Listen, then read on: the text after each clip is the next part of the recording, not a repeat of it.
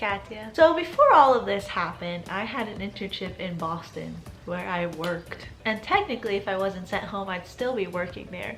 But I had this coworker while I was here, and I've been waiting until my job ended to talk about him. The time has come. But before I tell you about this creepy man, I have a brand that I want to quickly just let you know about. LaGoya is a company that's currently having a little collaboration. So with every phone case you get a face mask. So I chose out a pattern, this blue hearts pattern. I think it's so cute and summery for when I'm allowed outside. And it came with this blue heart patterned face mask.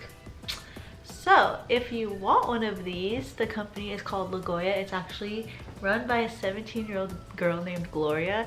I'll leave all the links in the description, and if you want 5% off, you can use code Katya5. But now back to the story. Before I say anything, I just want to describe this man to you. He is 23. He is many feet taller than me. He whispers when he speaks, and no, I don't mean speaks softly. He whispers. He has full conversations to himself and the walls with no one else around. And he is the biggest conspiracy theorist I've ever met in my 20 years of life. So today I thought I'd share some of the conspiracy theories that he believes in, because oh my god. So first, of course, just a baseline conspiracy theory. He believes Tupac is alive. I was sitting at my desk minding my own business when he comes up and whispers, "Yo, Katya." I said, "Yes." He says, "You know Tupac's alive, right?" Like, that's how he started a conversation.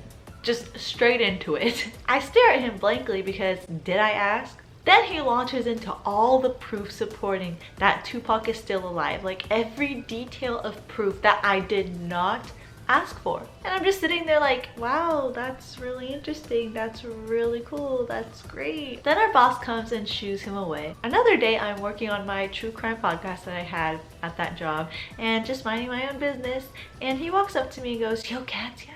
I said, "What?" He said, "What are you doing?" I said, "I'm researching a murder for my podcast." And he goes, "Oh, you know what murder you should do?" I said, "What, my own?" After this conversation. He says, "O.J. Simpson."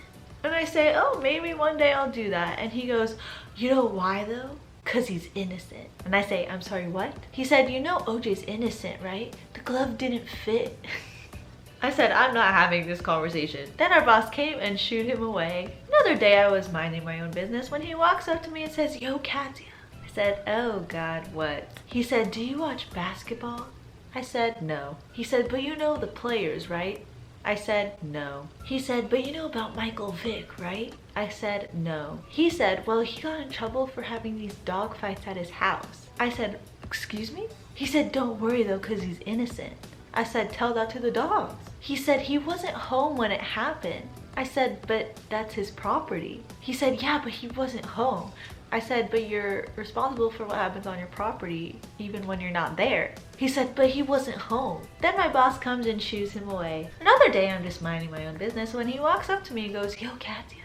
This time I pretend I don't hear him. So he gets closer and keeps whispering, "Katya, Katya, Katya, yo, Katya, Katya, Katya, Katya." I say, "What?" He says, "You know the government controls the weather?" I said, "Please stop." He said, no, they use geotechnology." I said, "They simply do not." He said, "Do you know what geotechnology is?" I said, "I'm assuming it's something that controls the weather." He said, "Yeah, so you've heard of it." I said, "Just now." He said, "Well, it's true, the government uses geotechnology to control the weather." I said, "I simply just think it's snowing." Then my boss comes and shoos him away. Another day I was just minding my own business when he comes up and says, "Yo, Katya." I said, "What?" He said, "You know the earth is flat, right?" I said, "I'm sorry, what?" He said, "The earth is a flat disc with a dome on top and a dome on the bottom." I said, "Sir, that is simply a sphere."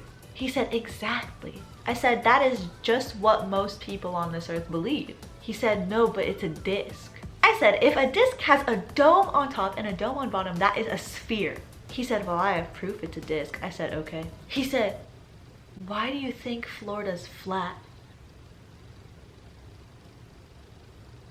Then my boss comes and shoos him away. Now, before I get into the last conspiracy theory, which is by far the craziest, I want to tell you a few more things. The first, as I mentioned before, is he talks to himself. One time I was outside the break room and I heard him having a conversation with someone, and I was like, oh, I'll go in later, I'll just wait for the conversation to end. But it kept going. It was a very long conversation. So I was like, oh, maybe I'll just go in, get my water, and then leave. So I go in and he's alone. There was no one else in the room. He is not on the phone. And when I walked in the room, he walked out and continued the conversation with himself.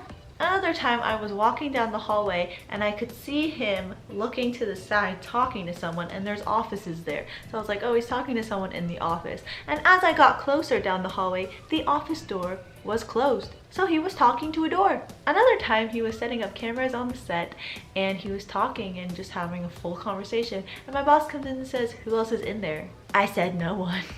He was also way too personal with me. He would walk up to me and say, yo, Katya, and then say things like, you know, it's really tough growing up without a dad.